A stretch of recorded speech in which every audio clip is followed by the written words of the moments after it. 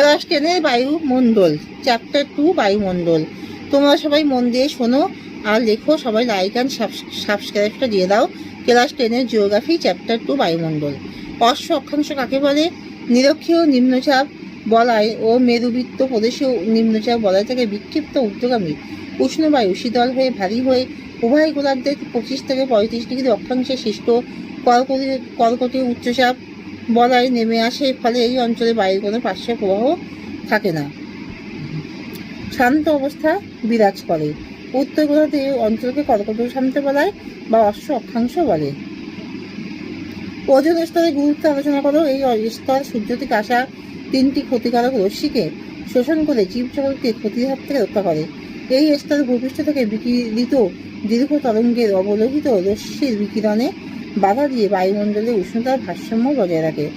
Ozone স্তর বিনাশের কারণগুলো দেখো।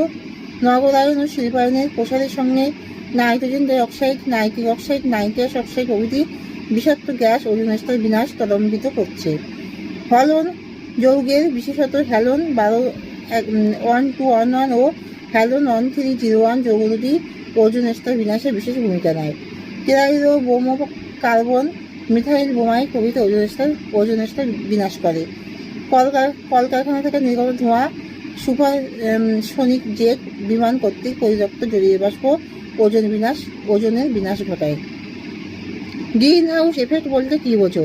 বর্তমানে যথেচ্ছভাবে বৃক্ষছেদন ও জীবাশ্ম জ্বালানির ব্যবহার বৃদ্ধির ফলে বায়ুমণ্ডলে কার্বন ডাই অক্সাইড, ক্লোরোফাইড CH, ক্লোরোফাইড অক্সাইড, নাইট্রোজেন অক্সাইড NO প্রভৃতি গ্যাসের পরিমাণ দ্রুত হারে বাড়ছে। এই সমস্ত গ্যাসগুলি বায়ুমণ্ডলের ঊর্ধ্বস্তরে একটি স্বচ্ছ আবরণ সৃষ্টি করছে, যার ফলে সূর্যরশ্মি সহজে ভূপৃষ্ঠে প্রবেশ করতে পারে, কিন্তু বিকিরিত সূর্যরশ্মি সম্পূর্ণরূপে ফিরে যেতে পারে না।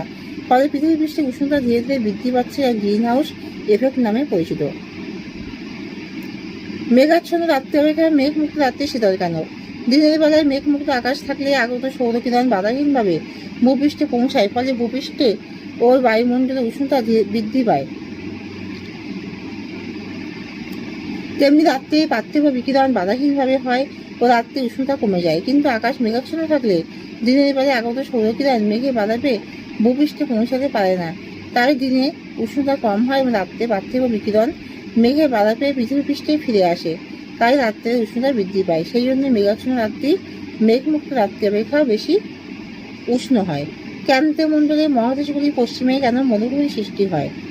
আয়রন বায়ু মহাদেশের পশ্চিম দিক থেকে এসে সমুদ্রের শীতল বায়ুর সাথে মেশে নিরক্ষীয় অঞ্চলের দিকে যত যায় জলীয় বাষ্প